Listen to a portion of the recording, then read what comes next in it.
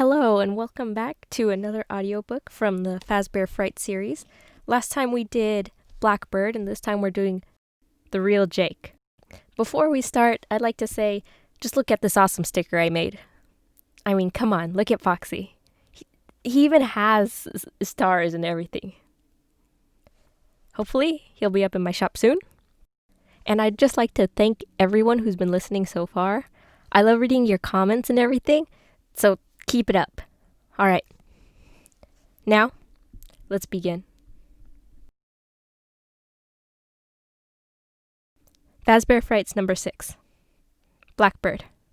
Story 2. The Real Jake. The child's bedroom was crowded, even though it held only 2 people. It was crowded because it held so many hopes and so many regrets. It was crowded because it held the potential for so much more than what was. Let's get you comfy. Margie cradled Jake's shoulders while she reached behind him and repositioned his pillows. The window fan blew a lock of her shoulder-length light brown hair across her upper lip so it looked like she had a mustache. She pursed her full lips and puffed the hair back in its place. Jake tried to remember the last time he'd been comfy. Maybe 3 years ago, when he was 6. No matter what Margie did to the pillows, Jake wouldn't be comfy. But he let Margie think she was doing something helpful.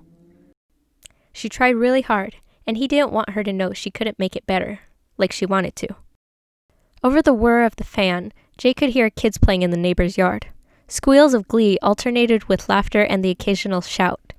He tilted his head so the elm tree outside his window wasn't in the way, and he saw the trailing end of a sprinkler spraying a stream of water across the neighbor's lawn. Actually, he saw 2, but he knew one was just an echo of the first. Although the fan drowned it out, the sprinkler made this p sound in his mind. He loved that sound. It was a sound of fun. He used to be one of the kids who played in that sprinkler and squealed in glee. When it got over 90 degrees, Miss Henderson always let the kids turn her front yard into a water park. Jake shifted his attention from the window to Margie. Margie had an echo too. Both Margies frowned at him. Jake concentrated on ignoring the second Margie, as he had to ignore the second one of everything he saw. His pine nut made him see double. It was annoying, but he was used to it. Margie rubbed Jake's bald head. Her palm was warm and rough, so different than his mom's palm had been. He wasn't sure he had it right because it had been 4 years since his mom had died. But he remembered his mom's hands as soft. Still, he liked it when Margie rubbed his head.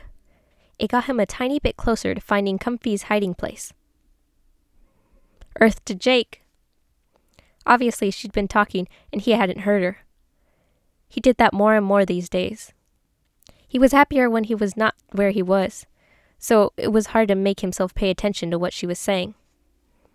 I asked if you feel up to some vegetable soup. Margie blew her hair off her face again, and she fussed over Jake's sheets. Her full cheeks were flushed from the heat, and her mascara was smudged. Jake thought it was funny that Margie always wore makeup. It wasn't like many people saw her. Mostly it was just Jake. I think you're pretty without makeup, he once told her. You have such big eyes. You look like a cartoon princess. Margie had obviously liked that. But she still wore makeup. It's a girl thing, she told him. He figured she wore makeup in case some handsome guy came to the door. When he said that, though, she laughed and said, I'm not in the market for a handsome guy. I'm only 27. I'm still young. You're all the handsome guy I need. Jake didn't think 27 sounded young. That was 3 times older than he was now. And Margie was 3 years older now because she'd been taking care of him ever since Comfy became part of his past. Jake didn't want to be trouble, but it was too hot for soup, and he wasn't sure he could keep it down. Crackers? He asked. Margie sat down on the edge of the bed. She always sat there, even though a green and blue plaid plush chair was right next to the other side of the bed. The smiley face on her t-shirt twisted so it looked like it was winking at Jake. Sometimes Jake winked back, but he didn't feel like it today. He was doing that thing that Margie said he should never do. No me woe, she always said, otherwise known as feeling sorry for yourself. Having a pity party. Woe is me, and oh the drama. That used to make Jake laugh. Today, not so much. Outside, one of the twins from across the street laughed. She had a weird laugh that sounded like a cuckoo clock, so Jake recognized it. He shifted his gaze to the window again. Margie leaned toward Jake and gently used her fingers to turn his face back toward her. I know it's been a long time since you've been able to play with your friends, but you'll be out there with them in no time. You'll see. Jake nodded, even though he didn't agree with her. Margie was a big fan of positive thinking. She was always saying things like, "Today is a day for miracles, and things are looking up, and this too shall pass, and all is well, and it's always darkest before dawn." She had like a gazillion smiley face t-shirts with various hats or outfits or expressions. Jake once asked where she got them, and she said a friend who had a t-shirt company made them for her. She had made one for Jake, a smiley face wearing a baseball cap with his favorite team's logo. He used to wear it a lot, but he hadn't wanted to put it on for a while. When Jake didn't say anything, Margie said, "Okay, crackers it is." "Thanks," Jake said. She patted his knee. Then she waved at a fly. "How did you get in here?" she asked it. Jake looked at a dime-sized hole in his screen, but he didn't give the fly secret away. He liked it when flies visited. He liked watching them flit around the room, and he liked listening to them buzz. A couple of years before, his dad got him a laptop and a tablet to use for doing his lessons and to look stuff up. He always kept the tablet in his bed with him because he had so many questions about everything, and the tablet was like a magic portal to his answers. The tablet told him that flies only live 28 days, less than a month. He figured that was why they were always darting around. They had to hurry up and live as much as they could while they had the chance. It made him feel stupid for lying around so much. Why wasn't he hurrying like the flies?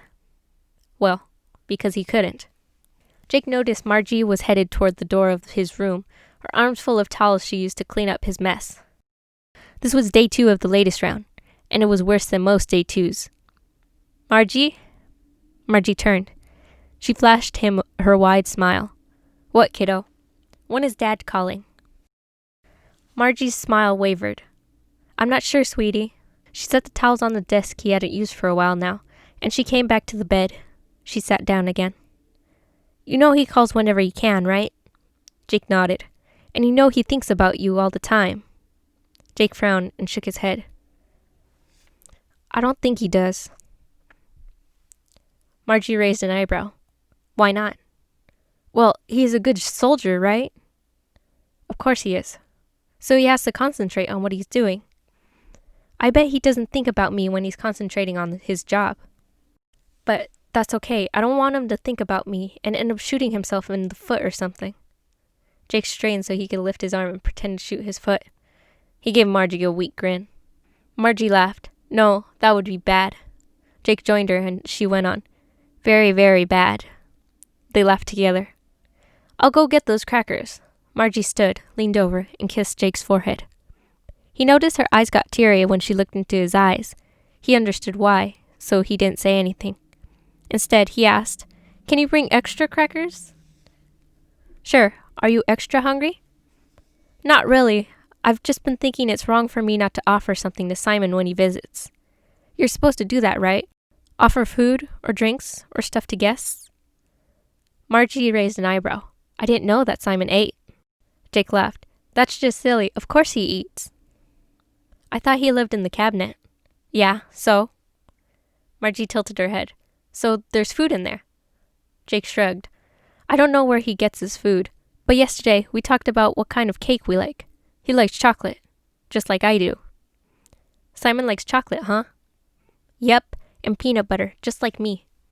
But he doesn't like it with banana.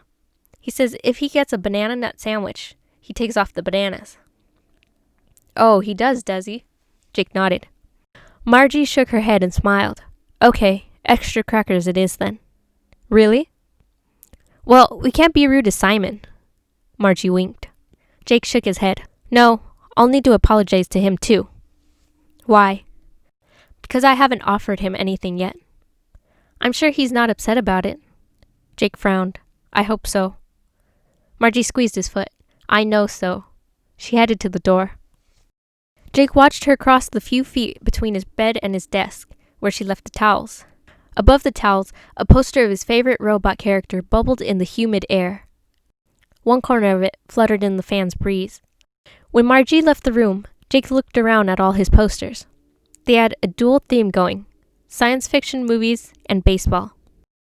A painting that combined his two favorite things hung above the little white cabinet on the wall opposite his window. His dad had an artist friend do the painting. It showed a baseball game being played on the moon. Jake wished he'd be around to see that in real life, but he wouldn't. Jake rolled his eyes at himself. "Oh, the drama," he said out loud. He surveyed his room again. His green baseball pattern curtains gyrated in a spastic rhythm that matched his fan's rotations. Jake looked back toward his baseball on the moon picture. Then he looked at his little cabinet. The cabinet, which was about 3.5 feet tall and maybe 2 feet wide, had been in Jake's room when his parents got this house. At least, that's what his dad said. Jake didn't use the cabinet. It was just there. And normally, he didn't give it a thought. Until recently. Now the cabinet was becoming important to him because his new friend, Simon, lived in it. Jake picked up his tablet. He wanted to see if he could beat yesterday's score on his math game. When the tablet came on, he looked at the time. Good. It was after 5. Bedtime was only 4 hours away. Jake loved bedtime. It was his favorite part of the day. Well, that and sleep itself. Sleep was way more fun than being awake. He could do things in his sleep he couldn't do when he was awake. But bedtime was even better than sleep. That was when Simon came to visit. In the basement, Margie put the latest load of towels in the old washing machine and started it up, patting the scarred white lid affectionately when the machine began the cycle with its usual efficiency. Margie was pretty sure the machine, and its pal, the battered dryer next to it, were relics from another era, but they weren't giving up yet. That was good, because taking care of Jake involved a lot of laundry, and Margie was pretty sure Evan, Jake's dad, couldn't afford to replace a washer and dryer. She was pretty sure Evan, at his rank, could barely afford her. He paid her better than most would pay, and the truth was that at this point, if she could have, she would have worked for free. She loved Jake like a son. And that's what made it all so hard. Margie sat down in the faded blue webbed lawn chair that was set up, for reasons she never understood, in front of the shelves by the stairs.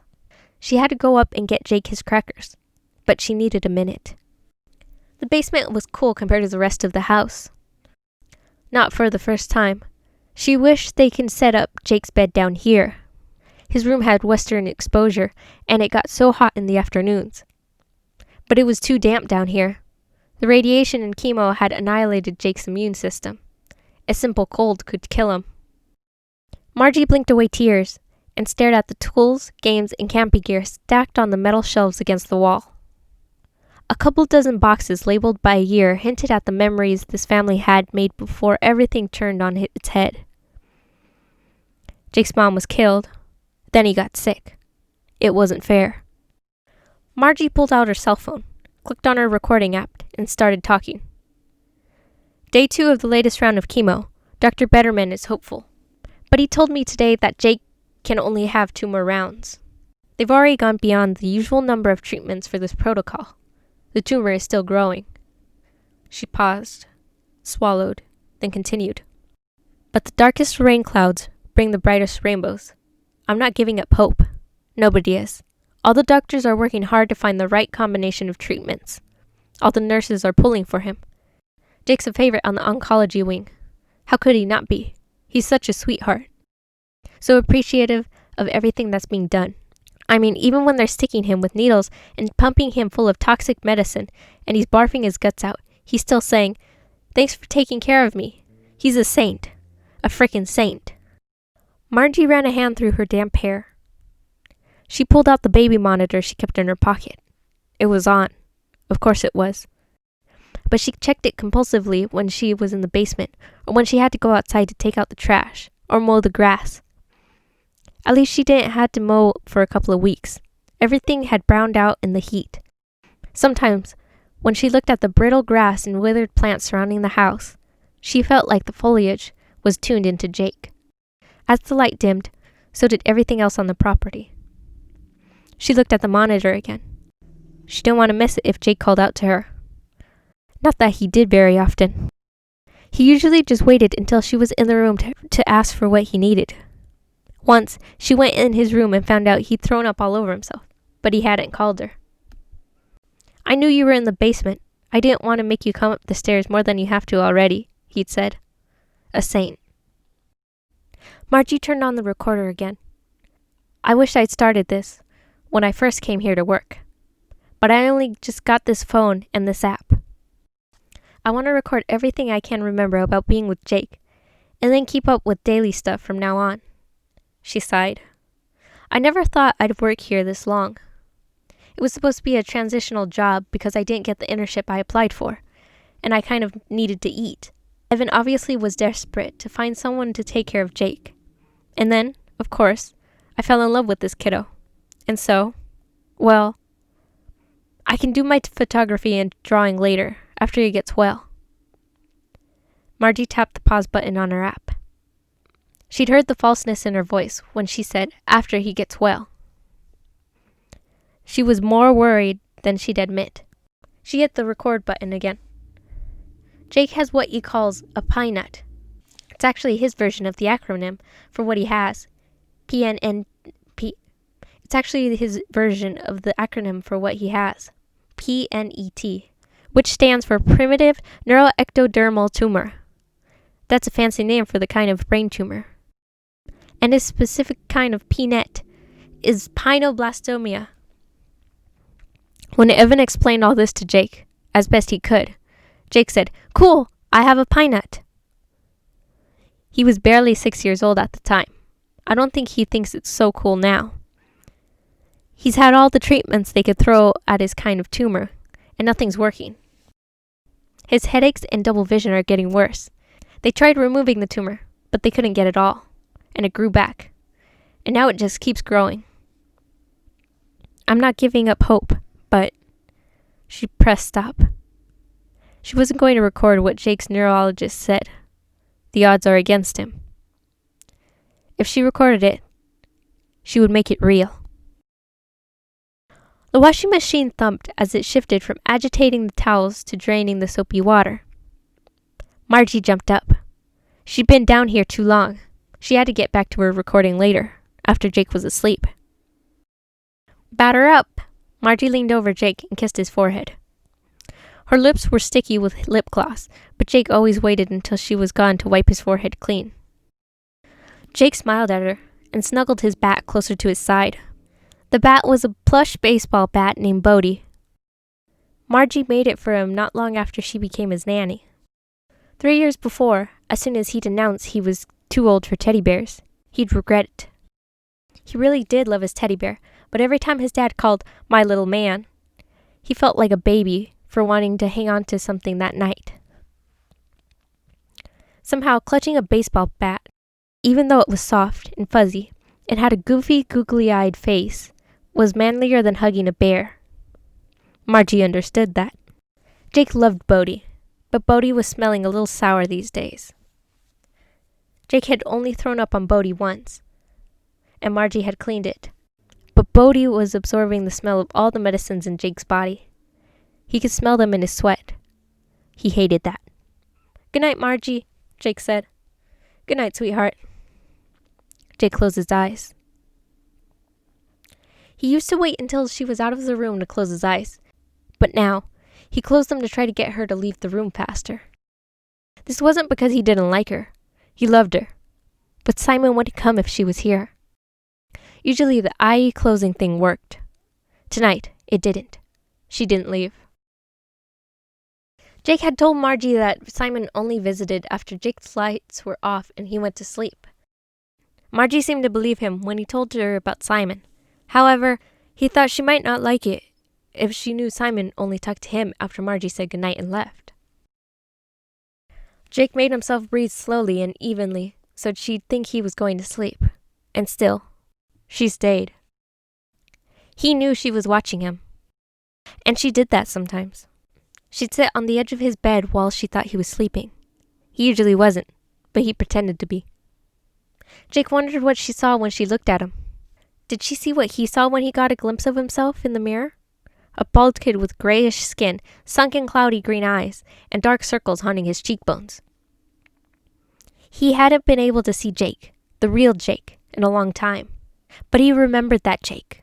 That Jake had a round, freckled face, bright green eyes, a big smile, and a thick tangle of brown curls that were usually falling over his eyes. The bed shifted, letting him know Margie was standing. He waited to hear his wood floor creak in that spot between the green rug under his bed and the door. When he heard that creak, he knew it would only be a few more minutes, just a few more minutes until Simon came. Margie closed the door to Jake's room. He curled on his side and hugged Bodhi. He waited. While he waited, he counted. It only took 17 counts before he heard the voice coming through the little cabinet door. "Heya, Jake." The first night Simon had called to Jake. Simon had made it clear he would be in the cabinet until Jake got well enough to walk to the cabinet, open the door, and find him. "When you can do that, I'll be here waiting for you." At first, Jake thought that was weird, but he didn't want Simon to leave, so he'd accept it. Sometimes he wondered why Simon had to talk to him from inside the cabinet. But he was just having so much fun talking to his friend that he'd forget to care about it. "So what did you do today?" Simon asked. Jake sighed. "It wasn't a great day. Usually 2 days after chemo, I do okay. But I threw up Simon made a blurp sound. "No, what did the real Jake do today?" "Oh, yeah." Jake wasn't sure why he often forgot Simon's rules. Jake wasn't supposed to talk about things the way they were. He was supposed to talk about things the way they'd been if he was a normal kid able to do normal things. He grinned. "I played... Oh, wait, I almost forgot. Would you like some crackers? I have some out here for you." Jake waved his hand to a little plate of crackers sitting on his nightstand. A small glass of juice sat next to it. Margie had said, "Simon will need something to wash down the crackers." "That's very nice of you, Jake," Simon said. "But no, thank you. I'll be here until it's time for you to find me." Jake realized he hadn't really thought through his idea to offer Simon something to eat. "I could push the crackers toward the door," he said.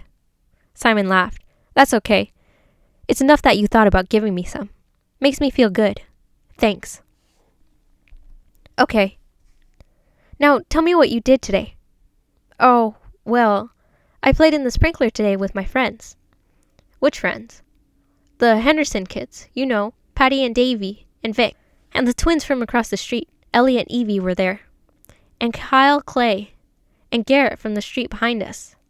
We were trying to see who could slide the farthest." "You slid in the grass when it got really wet?" Simon's voice, already a little higher than Jake's, went even higher. He sounded really excited. "I did that today too," Simon said. "And I got grass stains on my knees. They're still green." Jake laughed. "Mine too." "Cool. What else did you do?" "Well, before we ran in the sprinkler, we all played softball in the park. That's why it was so good to be in the sprinkler later. It was really hot in the park. I sweated like crazy." "Was the ground really dry?" "It was really dry where I played. And so when I slid into first, I scuffed up my knee. You should see the marks." "I got some scrapes too," Jake said. "They're not bad though. It didn't hurt." "Mine didn't hurt either, but my knees feel like sandpaper. I think it's fun. My dad once said stuff like that is a badge of honor." "Yeah, I like that." Jake smiled and reached for his perfectly smooth knee. He imagined that it felt rough. If he concentrated, he could make his fingers believe he had scrapes on his knees. He could even feel a little sting on his skin. "So, did you make it?" "Make it where?" "To first base when you slid." Jake grinned. "Sure I did. Then I stole second too." "Way to go. Then what happened?" "I got to third on a deep fly ball. Super cool." "I started trying for home on the next fly ball, but it wasn't far enough, and Clay caught it easily. So I had to run back to third. Can of corn." "What?" "That's what my grandpa called those easy fly balls." How come? Simon laughed. You always like to know why, right? Sure. Jake would have looked it up on his tablet, but he had to keep his eyes closed. Yeah, I like to know why too. So I asked my grandpa. And he said the can of corn thing could have started in a couple of ways. The first way was because of when they used to sell the groceries in small stores with high shelves. The men who owned the stores, they were called grocers, Grandpa said, would use long poles to knock cans of vegetables off high shelves and catch them with their aprons. Corn was the most popular vegetable, so that's why it made its way into the saying. I think I saw one of those grocers in a Western movie once, Jake said. Yeah, me too. It was just like Grandpa said. So, what's the other way? Oh yeah. Well, Grandpa said can of corn could have started because many, many years ago, games were played in cornfields. That's cool. Yeah, but I think it would be hard to find the ball under those big, tall corn plants. It would be like playing baseball and hide and seek at the same time. Jake laughed. That's funny. Simon laughed too. So, what finally happened in the game? Oh, well, Vic hit a double, so I ran home. Awesome. It was fun. So, what'd you do after the game? We went for ice cream. I love ice cream. What flavor did you get? Chocolate. Duh. Simon laughed. I had chocolate ice cream today too, and I ended up spilling some on my shirt. Did you do that? Yeah, I did, right on my shirt. Sometimes chocolate stains don't come out in the wash. Oh well. If it doesn't, we'll remember that ice cream for a long time, right? Yeah, I bet you're right, Jake said. He yawned. It sounds like you're tired. How about I come back tomorrow night? Jake wanted to say he could stay awake, but he really couldn't. Okay, I'd like that. Me too. Good night, Jake. Good night.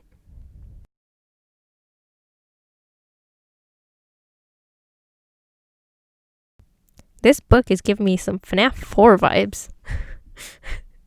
And Simon lives in a cabinet. That's great. The next part, I'll